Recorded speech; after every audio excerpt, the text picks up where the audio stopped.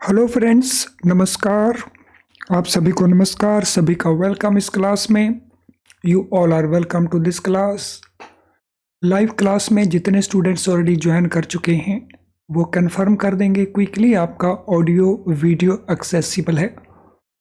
All students in the live class who have already joined, please confirm quickly your audio video is accessible to you. So I am waiting for your confirmation. Quickly confirm कर देंगे।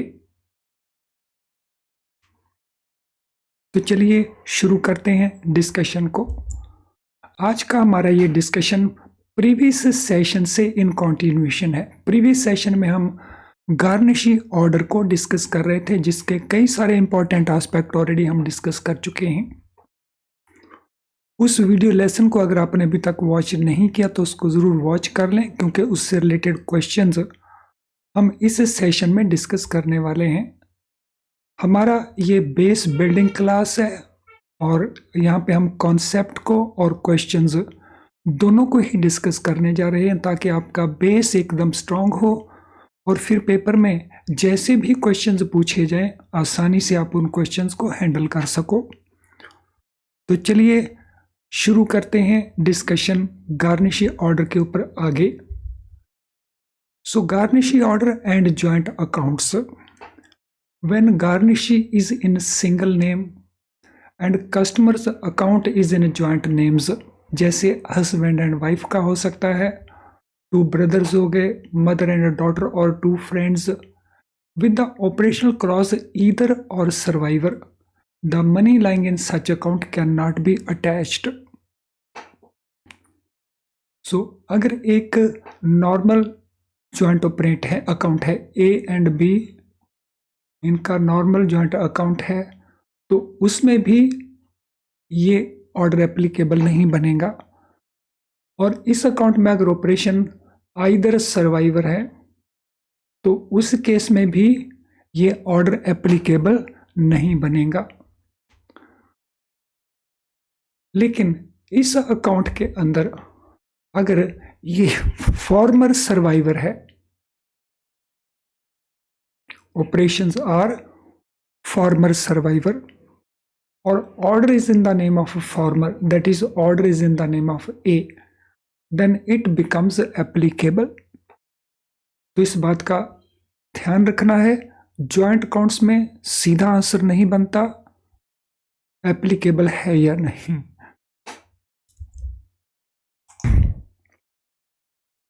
लेकिन jointly operated हो, इधर survivor operated हो, तो दोनों cases में नहीं एप्लीकेबल। फॉर्मर सर्वाइवर हो तो एप्लीकेबल है। Such garnishee order specifying only one of the joint account holder does not bind other joint holders and court must be approached before withdrawal of such order. तो इस प्रकार के order को withdraw करने के लिए कोर्ट को कस्टमर को अप्रोच करना होगा। If amount is payable to former or survivor, तो जैसा मैंने कहा, अगर ये अमाउंट पेएबल टू है former survivor, it can be attached even the order is in the name of former only. तो अगर ऑर्डर फॉर्मर के नाम से है, जैसे हमारी एग्जाम्पल में ए एंड बी में से ए के नाम से ये ऑर्डर है, this is because money is are due debt due and accruing to farmer in his lifetime, क्योंकि इन अकाउंट्स के अंदर जो मनी है वो किसको बिलोंग करता है ऐसा माना जाएगा, फार्मर को वो बिलोंग करता है इन द लाइफ टाइम, और सर्वाइवर को वो बिलोंग करता है after death of the farmer. तो इसीलिए इन जॉइंट अकाउंट्स में ये इंपॉर्टेंट फंडा है। If order specify all the joint account holders, such order will attach not only balance in the joint account but also balance in individual account of joint account holders. अगर इस order में एक से ज्यादा account holder का नाम लिखा है, तो नॉट ओनली के वो ऑर्डर उनके जॉइंट अकाउंट के बैलेंसेस को अटैच करेगा, लेकिन उनके जो इंडिविजुअल अकाउंट्स हैं उनको भी वो अटैच करेगा। For example let us see A and B इन दो नाम से ये ऑर्डर आया। ए एंड बी का जॉइंट अकाउंट है, ए का सिंगल नेम अकाउंट है, बी का अकाउंट बी एंड सी के साथ है। तो ये ऑर्डर इस केस में एप्लीकेबल हो जाएगा। इसका इंडिविजुअल अकाउंट है, इसमें एप्लीकेबल हो जाएगा। इस अकाउंट में ये एप्लीकेबल नहीं होगा because here the parties are not same, parties are different. तो I am sure joint accounts को लेकर के आपका हर एक जो कंफ्यूजन है वो हर तरह से रिमूव हो चुका होगा। तो अगर ऐसा है तो ज़रा थोड़ा सा कंफर्म कर दीजिए। सो इस वीडियो के कमेंट बॉक्स में थोड़ा सा कमेंट लिख दीजिए that joint accounts garnish order relationship is very very clear now. कर दीजिए मेंशन ज़रा।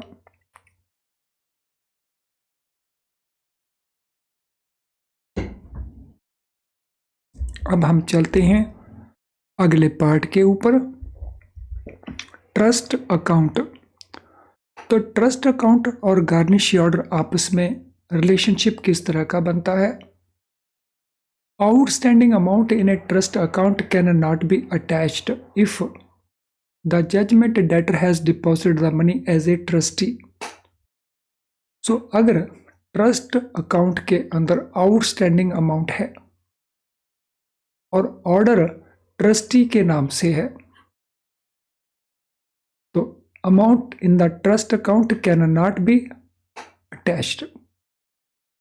सो ट्रस्टी एंड ट्रस्ट, ट्रस्ट के नाम से ऑर्डर है तो ट्रस्टी का अकाउंट अटैचेबल नहीं है। ट्रस्टी के नाम से ऑर्डर है तो ट्रस्ट का अकाउंट अटैचेबल नहीं है। So this is like this. Partnership accounts. Personal account of partner can be attached for firm's debit because partners are jointly and severally liable for the firm's debt. Firm's account cannot be attached for individual debt of the partner. तो इसको भी ठीक से understand करने की जरूरत है। So we have partners. We have a partnership. Order issued on the partnership firm इन दोनों अकाउंट्स को अटैच करेगा, पार्टनरशिप फर्म के अकाउंट को भी अटैच करेगा। Order in the name of P1 partner 1 केवल इसके पर्सनल अकाउंट को अटैच करेगा, इस अकाउंट को अटैच नहीं करेगा। इसी प्रकार से order in the name of P2 इसके पर्सनल अकाउंट को अटैच करेगा, पार्टनरशिप के अकाउंट को अटैच नहीं करेगा। लिक्विडेटर। सो लिक्विडेटर होते हैं जिनको कोर्ट अपॉइंट करते हैं for liquidating the company, company को लिक्विडेट करने के लिए। When a company is the judgement debtor, अगर कंपनी ही जजमेंट डेटर है, an order attaching accounts of liquidator cannot be passed because money does not belong to the company but to the liquidator. So let us say liquidator has a personal account and company it has a loan account and what not. तो अगर order company के नाम से है तो company के account को ही attach किया जा सकता है, लिक्विडेटर के अकाउंट को अटैच नहीं किया जा सकता। इसी तरह से ही अगर लिक्विडेटर के नाम से ऑर्डर है तो कंपनी के अकाउंट को अटैच नहीं किया जा सकता बिकॉज दोनों ही इंडिपेंडेंट एंटिटीज हैं। नो इनएक्यूरेट नेम, अगर ऑर्डर के अंदर नेम प्रॉपर नहीं लिखा है, when garnish order does not name the customer correctly or with sufficient accuracy to enable bank to identify the account in its books, bank is not bound to act upon it and is not responsible for passing checks till order is amended. तो अगर order में लिखा हुआ नाम correct नहीं है या sufficient accuracy के साथ नहीं है। In that case, it becomes difficult for the bank to identify the account in its books. तो उस केस में bank is not bound by that order. तो अटैच करे बैंक तो ये बैंक के ऊपर बाइंडिंग नहीं होगा। और अगर उस पीरियड में बैंक चेक पास करता है तो bank will not be responsible for passing those cheques जब तक उस ऑर्डर को अमेंड नहीं किया जाता। Now, multiple accounts. So, what is the position in multiple accounts? In case where a customer is having more than one account in bank branch, where one is in a debit and other is in credit, the net result of credit can be attached. So, अगर किसी customer के multiple accounts हैं, let us say customer has a saving bank account, customer has overdraft account. तो saving bank account में full balance को attach नहीं किया जा सकता। So it can be attached only if saving bank account balance is more than overdraft. तो जो access balance है मोर देन ओवरड्राफ्ट, तो only that balance in the saving bank account can be attached. So if customer has multiple accounts, in that case where one account is in a debit and other account is in credit, तो the जो net result है अगर वो credit में है only that can be attached. Contingent liabilities, तो इन cases में इस ऑर्डर की क्या एप्लीकेशन है? Bank cannot appropriate credit balance towards contingent liability of the customer when garnishee order is served. अगर कोई contingent liability है, वो liability अभी crystallize नहीं हुई है। फॉर एग्जाम्पल, बैंक ने बैंक गारंटी इशू की है, लेकिन बैंक गारंटी को इन्वोक नहीं किया बेनिफिशियरी ने, तो इन दैट केस अभी उस बैंक गारंटी के ऊपर बैंक की केवल कंटिंजेंट लायबिलिटी है। तो जब तक कंटिंजेंट लायबिलिटी है तो गार्निशी ऑर्डर कंटिंजेंट लायबिलिटी से रिलेटेड क्रेडिट बैलेंस के ऊपर एप्लीकेबल बन जाता है, क्योंकि बैंक उस बैलेंस को एप्रोप्रिएट नहीं कर सकता जब तक वो कंटिंजेंट लायबिलिटी क्रिस्टलाइज नहीं होती। तो ये हो गए हमारे fundamental concepts relating to garnishee order. No, एक बात और बच गई, बैलेंस आउट ऑफ इंडिया। अगर किसी कस्टमर का अकाउंट आउटसाइड इंडिया है उसी बैंक के अंदर, तो balance which is in that country, तो वो बैलेंस भी अटैच नहीं होगा, बिकॉज कोर्ट का जो जूरिसडिक्शन है वो विद इन इंडिया है। सो कोर्ट का जूरिसडिक्शन आउटसाइड इंडिया ना होने के कारण so this balance cannot be attached. चलिए अब हम गार्निशी ऑर्डर से रिलेटेड जो क्वेश्चंस हैं उनको डिस्कस करेंगे। आई एम श्योर इन क्वेश्चंस को आप आसानी से आंसर कर पाएंगे जब आपने गार्निशी ऑर्डर को अच्छे से अंडरस्टैंड किया है। तो ये पहला क्वेश्चन है, garnishee order is issued under which rule, under which order of civil procedure code 1908। हमने बताना है रूल का नंबर और ऑर्डर का number. Rule 46 order 21, rule 21 order 46, rule 21 order 21, rule 46 order 46। तो कौन सा आंसर आपको लगता है कि करेक्ट आंसर है?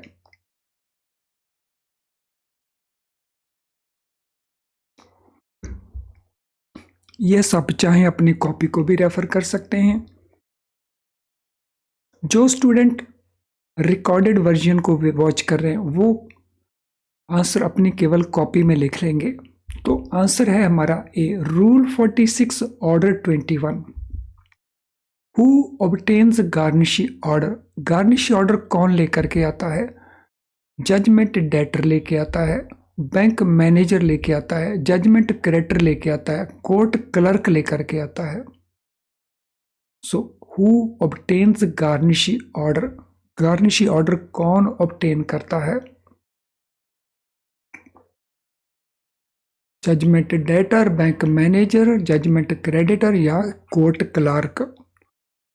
तो it is done by judgment creditor. On whose bank account garnishee order is served? किसके बैंक अकाउंट के ऊपर गार्निशी ऑर्डर को सर्व किया जाता है? Bank manager, judgment debtor, judgment creditor या कोर्ट क्लार्क? सो किसके अकाउंट के ऊपर गार्निशी ऑर्डर को सर्व किया जाता है?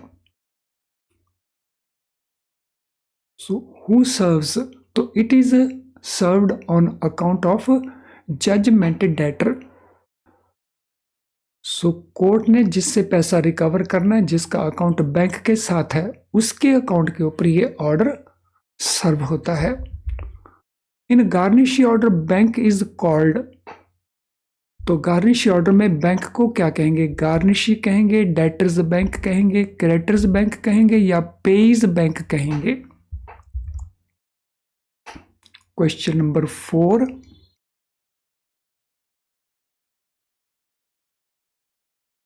what shall be the answer? So quite easy answer है क्वेश्चन का। तो आंसर इज गार्निशी। तो बैंक को कहेंगे गार्निशी। अब ये तीन पार्टीज, गार्निशी मीन्स जिसके पास वो पैसा पड़ा है, जैसे बैंक के पास उसका पैसा पड़ा है। Debtor's bank, so debtor's bank तो मीन्स जजमेंट डेटर्स बैंक। तो डेटर, जजमेंट डेटर हो गया हमारा कस्टमर, और creditor's bank means judgment creditor's bank, वो पर्सन जिसने जजमेंट डेटर से पैसा रिकवर करना है। If amount in garnishee order is not mentioned, what to do with the order? अगर गार्निशी ऑर्डर के अंदर अमाउंट मेंशन ना हो तो हम उस ऑर्डर के साथ क्या करें? Return to sender, hold for 24 hours, release the order या entire balance will be attached? तो उस केस में व्हाट विल हैपन?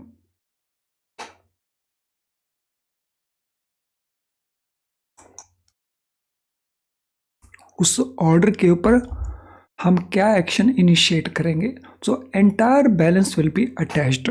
तो उस केस में जितना भी बैलेंस अकाउंट में है तो that will be attached.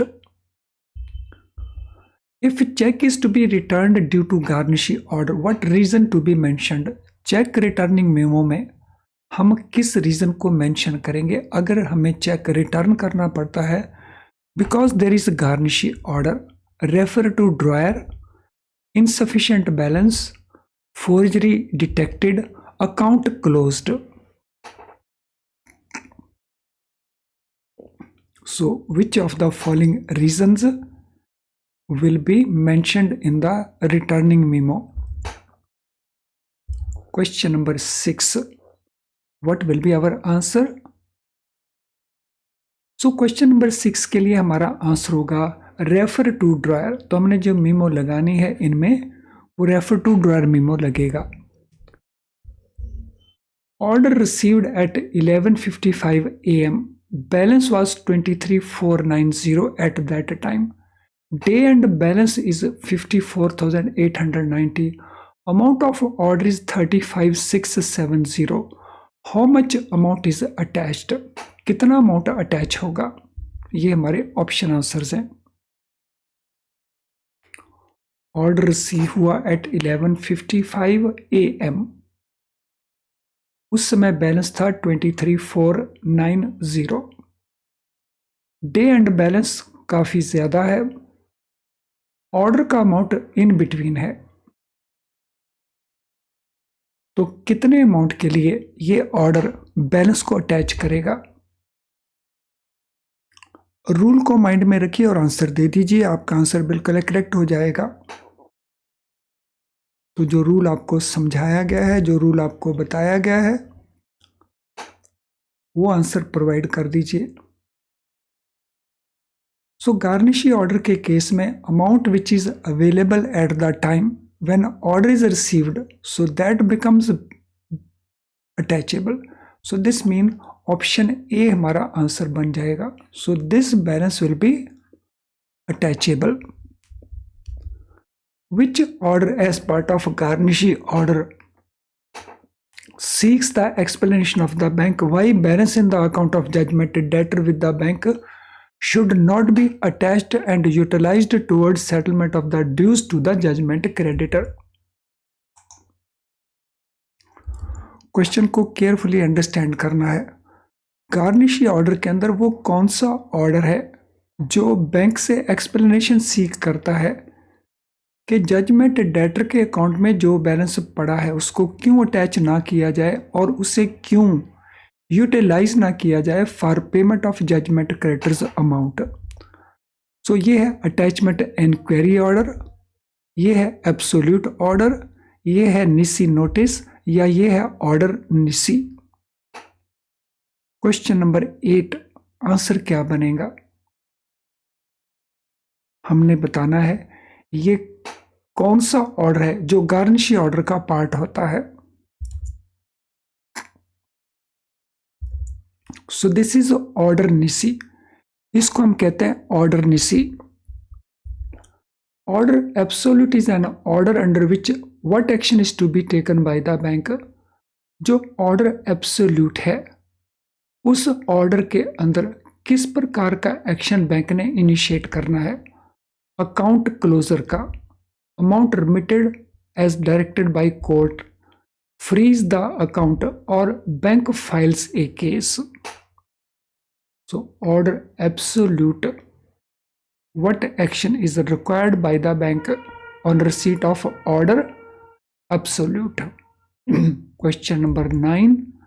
What shall be the answer for question number 9?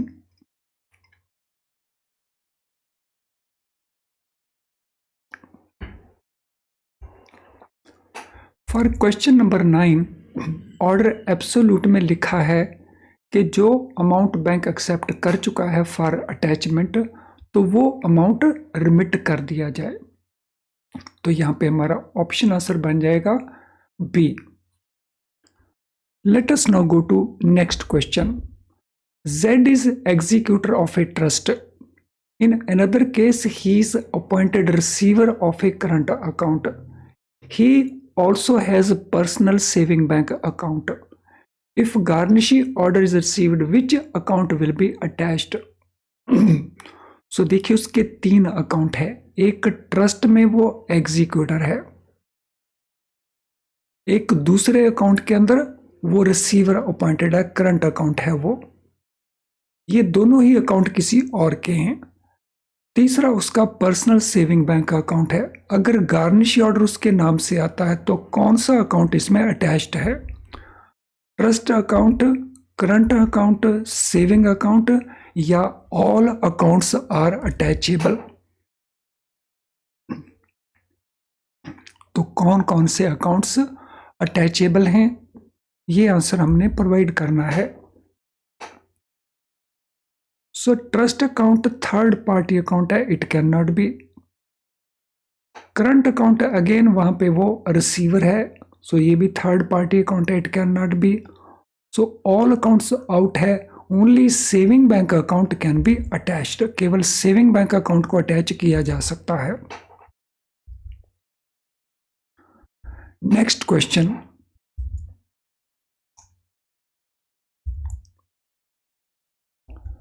In case of cash payment of cheque, if order is received after debit to the account but before payment of cash, what course would be adopted by bank? Cash payment के लिए एक check present हुआ, उसको debit कर दिया है account में, लेकिन कैश पेमेंट अभी नहीं हुआ है. तो in this case what action would bank undertake? तो बैंक कौन सा एक्शन इसमें अंडरटेक करेगा? Payment shall be made without any delay, payment shall be delayed until next working day, payment shall be refused, payment shall be processed with A penalty. तो इस case में what will be done? अभी payment नहीं किया है तो what action the bank will undertake? क्या bank action undertake करेगा? तो पेमेंट विल बी रिफ्यूज्ड. उस चेक की जो डेबिट है उसको कैंसिल किया जाएगा and payment will not be made. In case of cheque received in clearing, if order is received before stipulated returning time of clearing, how to deal with the cheque. अगर cheque हमें clearing में receive हुआ है और order हमें receive हो चुका है रिटर्निंग टाइम से पहले, तो उस केस में चेक के साथ कैसे डील करना है, how to deal with that cheque. Cheque must be honoured without any delay, cheque must be returned, cheque must be held for further verification, cheque must be presented to another clearing house. So what will be done, तो इस case में क्या किया जाएगा। सो इस case में भी इस चेक को रिटर्न करना होगा because it has been received before stipulated returning time। Friends, अगले क्वेश्चन को कवर करने से पहले this is important information for you. क्या आप अपना प्रेपरेशन IIBF बुक्स को यूज करके कर रहे हैं? अगर ऐसा है तो आपके सामने कुछ इश्यूज हो सकते हैं। For example, difficult to understand. आप इन बुक्स को बार बार पढ़ते हो, इसको ऐसे लिखा गया, इतना डिटेल में लिखा गया कि आपको बहुत सारी चीज़ें आप अंडरस्टैंड नहीं कर पाते, अंडरस्टैंड करते हैं तो फिर भूल जाते हैं, इसलिए उनको बार बार पढ़ना पड़ता है, जिससे आपका टाइम भी बहुत सारा कंज्यूम होता है। बुक के अंदर क्वेश्चंस दिए हैं हर चैप्टर के एंड के ऊपर, but they are not enough to do proper practice. तो इतनी सारी जो प्रॉब्लम्स हैं, तो इनका सॉल्यूशन क्या है। हमारे बेस्ट क्वालिटी लो प्राइस्ड वीडियो लेसन को अगर आप यूज़ करते हैं, तो इन वीडियो लेसन में जो हम कॉन्सेप्ट एक्सप्लेन करते हैं बहुत सिंपल करके एक्सप्लेन करते हैं, जिसको आप आसानी से अंडरस्टैंड कर जाते हो और बहुत क्विकली अंडरस्टैंड कर जाते हो, जिससे आपके ये दोनों इश्यूज सॉल्व हो जाते हैं और इससे आप पूरे सिलेबस को भी ऑलमोस्ट आप कवर कर पाते हो। प्रैक्टिस के लिए हमारे क्वेश्चन बैंक में आपको मल्टी चॉइस क्वेश्चंस मिलेंगे बहुत सारे, तो उनको जब आप यूज़ करेंगे तो आपकी काफ़ी सारी प्रैक्टिस हो जाएगी, एडिक्वेट प्रैक्टिस आपकी हो जाएगी। एग्ज़ाम में जस्ट पास जा करके अगर आप हमारे मेमोरी रिकॉल्ड क्वेश्चन को यूज़ करते हैं तो उसका भी आपको काफ़ी बेनिफिट मिलता है। ये सब कुछ अवेलेबल है हमारी ऐप के अंदर, तो हमारी ऐप को यूज़ करें एंड इसका बेनिफिट लें। हमारा ऐप के थ्रू लें या हमारी वेबसाइट के थ्रू भी आप इनको यूज़ कर सकते हैं। तो चलें अब हम चलते हैं अगले क्वेश्चन के ऊपर। Which of the following gets priority, garnish order, attachment और ऑर्डर या राइट ऑफ सेट ऑफ। अगर हम तीनों को कंपेयर करते हैं तो प्रायोरिटी किस में अवेलेबल रहता है, गार्निशी ऑर्डर में, अटैचमेंट ऑर्डर में, राइट ऑफ सेट ऑफ में, या गार्निशी ऑर्डर अटैचमेंट ऑर्डर दोनों के अंदर। तो क्वेश्चन नंबर 13 क्या बनता है, व्हाट इज क्वेश्चन नंबर 13।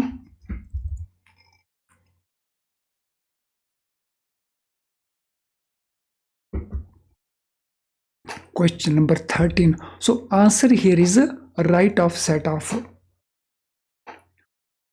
तो तीनों के अंदर जो प्रायोरिटी है वो राइट ऑफ सेट ऑफ की है। सो पहले राइट ऑफ सेट ऑफ, उसके बाद अटैचमेंट ऑर्डर और उसके बाद अवेलेबल होता है पैसा गार्निशी ऑर्डर के लिए। So this is the priority. Overdraft limit is ₹10 lakh, outstanding balance is ₹640, garnishee order received for ₹230 lakh। How much amount bank will pay according to court direction. Overdraft का limit 10 lakh का है, outstanding balance 640 का है, it mean 3,60,000।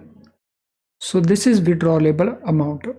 Garnishee order का amount केवल 230 का है, तो कितना अमाउंट बैंक पे करेगा कोर्ट डायरेक्शन के मुताबिक, 230 पे कर देगा बैंक, 360 पे करेगा बैंक, नील पे करेगा बैंक बिकॉज ऑर्डर अटैच नहीं करता है लोन अकाउंट को, 640 बैंक पे करेगा।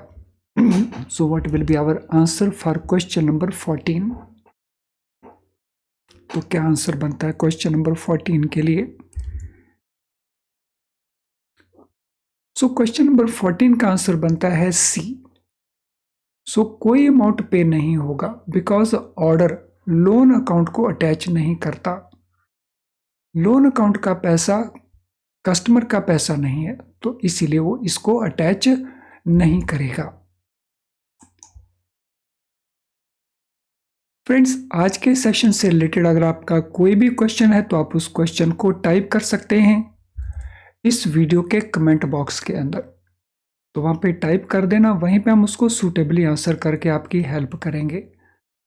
अगर आपकी कोई जनरल क्वेरी है तो ये हमारा ईमेल आईडी है, यहाँ पे आप हमें मेल कर सकते हैं, तो सूटेबली आंसर करके हम आपको हेल्प करेंगे। आज का सेशन अगर आपको यूजफुल नहीं लगा तो डिसलाइक इस वीडियो को ज़रूर करके जाना, लेकिन अगर ये यूजफुल लगा है तो फिर इसे लाइक करने में संकोच ना करें, बिकॉज आपका लाइक करना मीन्स यूट्यूब उस सेशन को और बहुत सारे स्टूडेंट को दिखा करके उनकी हेल्प करता है। तो आपका